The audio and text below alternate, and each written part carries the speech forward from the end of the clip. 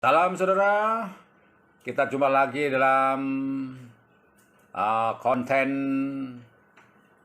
eksistensialisme yang menjadi perhatian kita beberapa hari ini. Setelah eksistensialisme mudik, lantas kita membahas tentang eksistensialisme pilihan, sekarang eksistensialisme kekuasaan, di mana dasar pemikirannya adalah dari seorang filsuf Jerman abad 19 yang bernama Nietzsche, sangat terkenal itu saudara, mana dasar dari eksistensi manusia. Kalau Jean-Paul Sartre adalah kesadaran, di mana di situ ada pilihan, kesadaran dan kebebasan untuk berkehendak, ada tanggung jawab, dan ada kebebasan dari Tuhan. Berbeda dengan Soren Kierkegaard yang eksistensialisme berdasar sebagai manusia, sebagai seorang kesatria iman, di mana itu mendasarkan dari kekuatan Tuhan yang membuat mereka mempunyai kehendak kuat.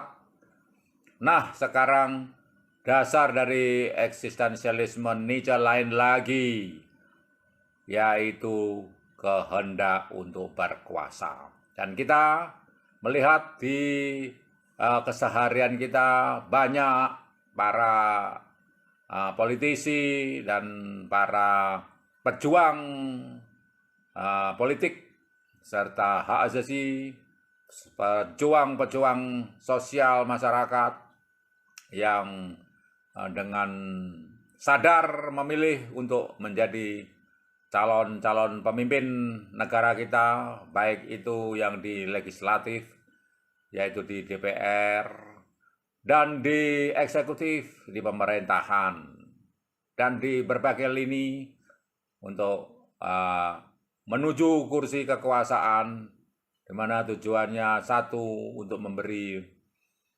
sumbangsih yang lebih besar kepada manusia. Namun itu hanya di dalam skala yang besar.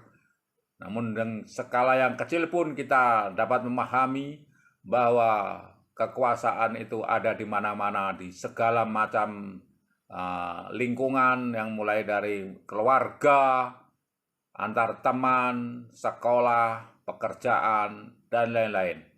Karena memang menurut eksistensialisme Nietzsche, kehendak untuk berkuasa itulah dasar dari manusia di dalam mencapai eksistensinya.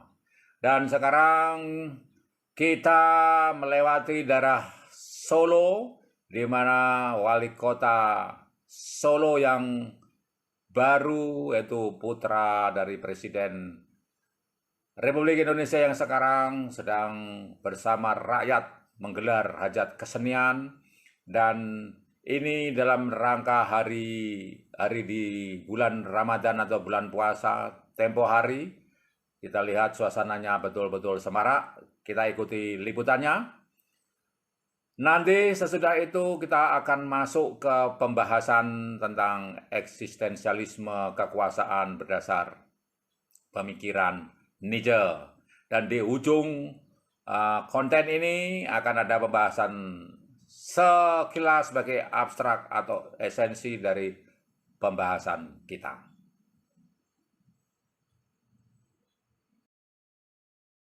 Balai Kota Surakarta, ya Balai Kota Solo, bukan hanya terkenal Bengawan Solo, bukan hanya terkenal lagu Kota Solo, namun ini lagu yang juga akan terkenal sebagai lagu tentang Kota Solo.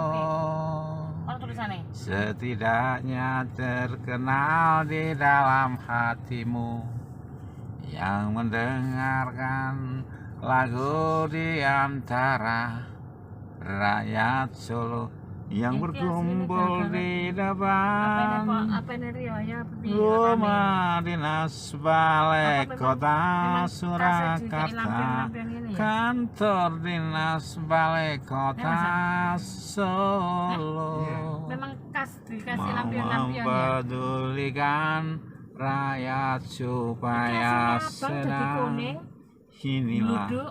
balai Karena dikasih kota Solo. Lihatlah rakyat berdudukan di atas trotoar.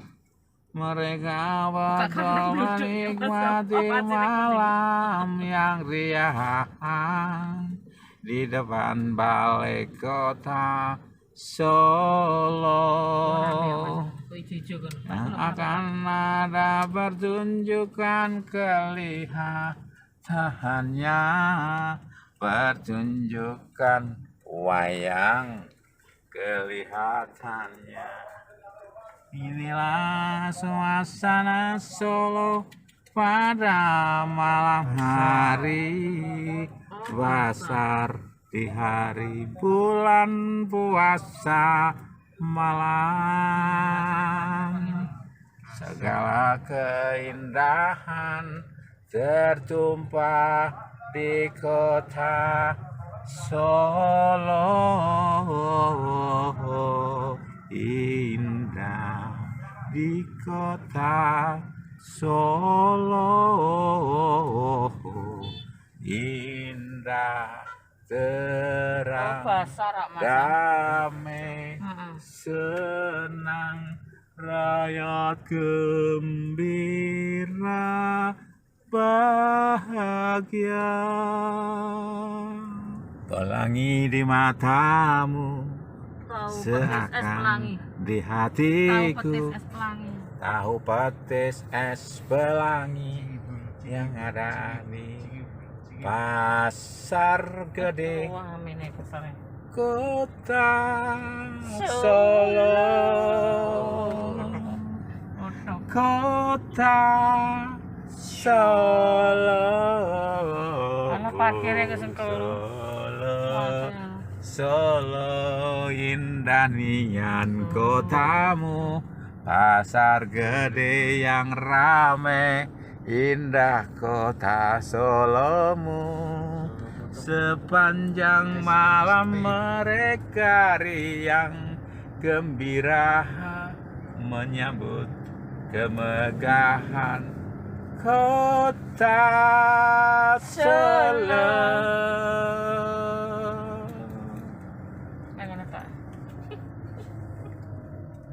Mantap bukan saudara-saudara, liputan di Solo barusan, di mana rakyat dijamu oleh pemimpin mereka, wali kota Solo, di dalam bulan Ramadan, bulan puasa, dengan kesenian yang betul-betul semarak pada malam bulan puasa. Dan sekarang kita masuk dalam pembahasan tentang eksistensialisme kekuasaan.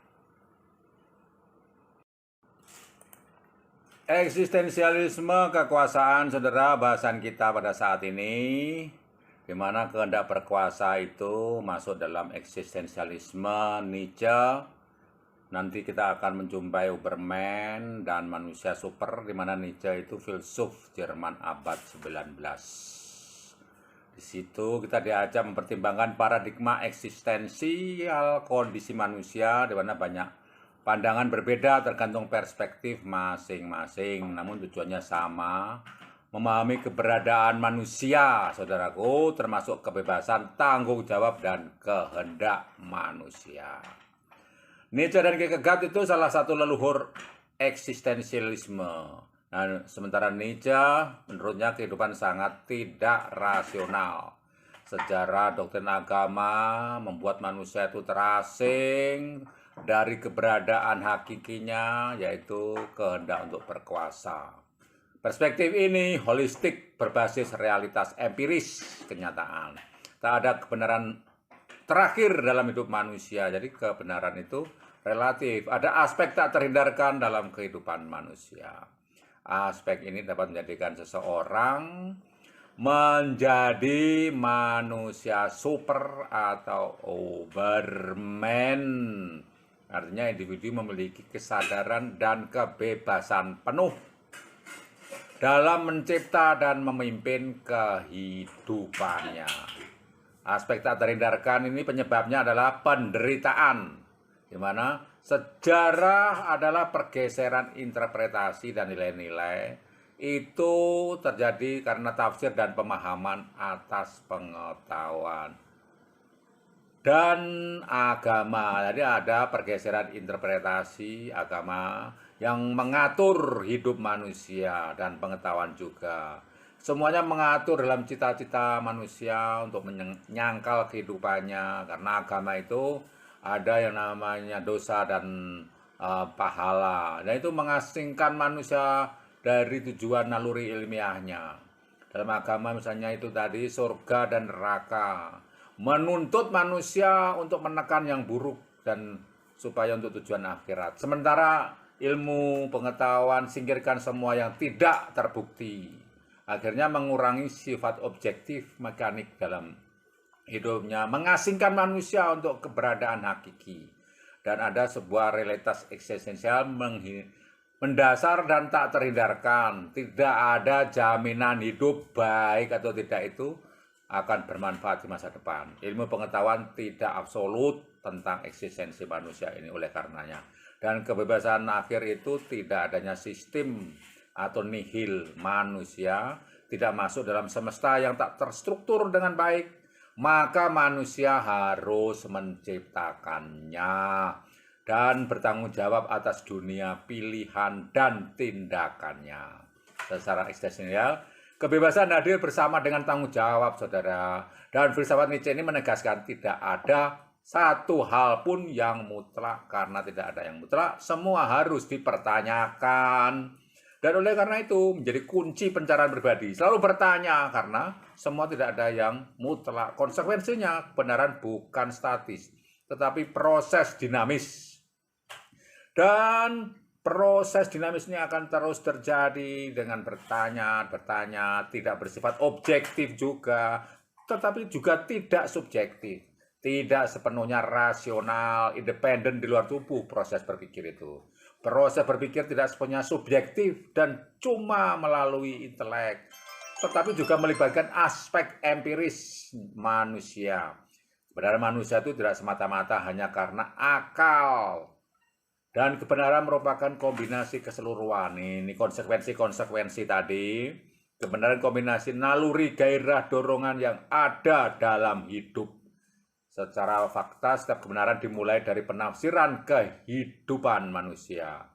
Memungkinkan realitas ada. Ini pembentuk realitas justru karena itu.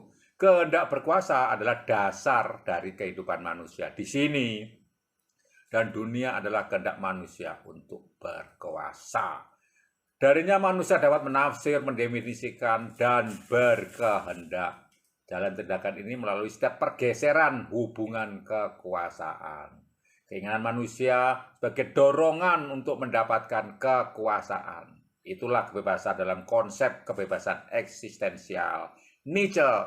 Keinginan untuk berkuasa adalah sintesis dari dua energi, yaitu Dionysian dan Apollonian.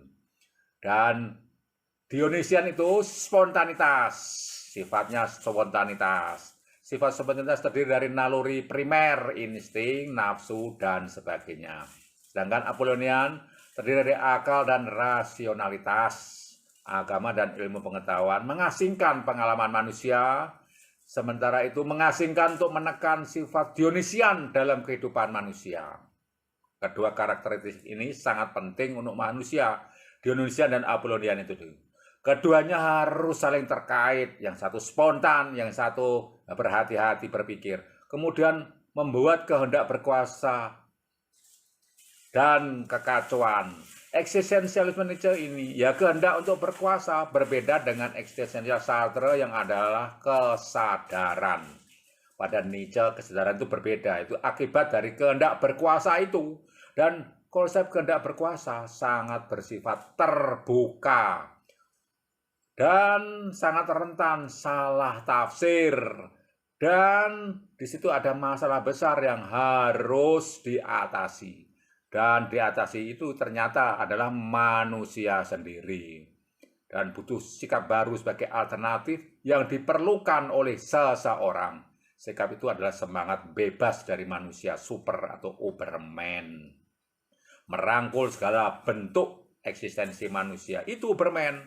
Dan punya perspektif lebih besar, jalan mandiri dalam kehidupan, dan berkuasa, kehendak berkuasa itu ada kekuatan jiwa-jiwa besar, karena Uberman adalah manusia juga, maka harus berhati-hati. Berhati-hati jangan salah tafsir tentang Uberman sendiri.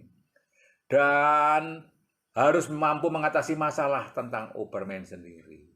Jelas setiap orang punya kehendak untuk berkuasa. Dan untuk mewujudkannya itu tidaklah mudah untuk jadi berkuasa, apalagi untuk mengatasi masalahnya, apalagi ketika sudah berkuasa.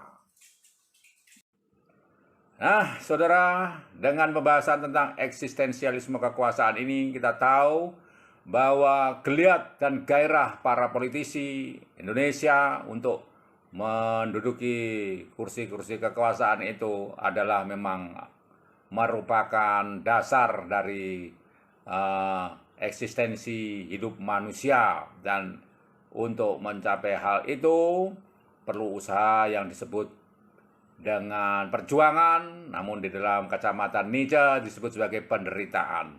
Namun pada ujungnya ketika sudah mencapai kekuasaan itu harus dapat menyeimbangkan diri antara aspek buruk dan baik yang disebut di situ sebagai prinsip Dionysian dan Apollonian. Dionysian itu hal yang buruk yang dikendalikan oleh hal-hal yang baik, Apollonian. Dan di situ adalah pertaruhan para pemimpin, para orang yang sudah berhasil mencapai puncak kekuasaan sebetulnya harus dapat mengendalikan dirinya sendiri, karena justru masalah utama dari kekuasaan adalah pada manusianya. Dan untuk itu adalah PR atau pekerjaan rumah yang sangat panjang, karena hal ini menyangkut kehidupan manusia, dan kita seluruhnya mempunyai hak dan tanggung jawab untuk melakukan fungsi kontrol.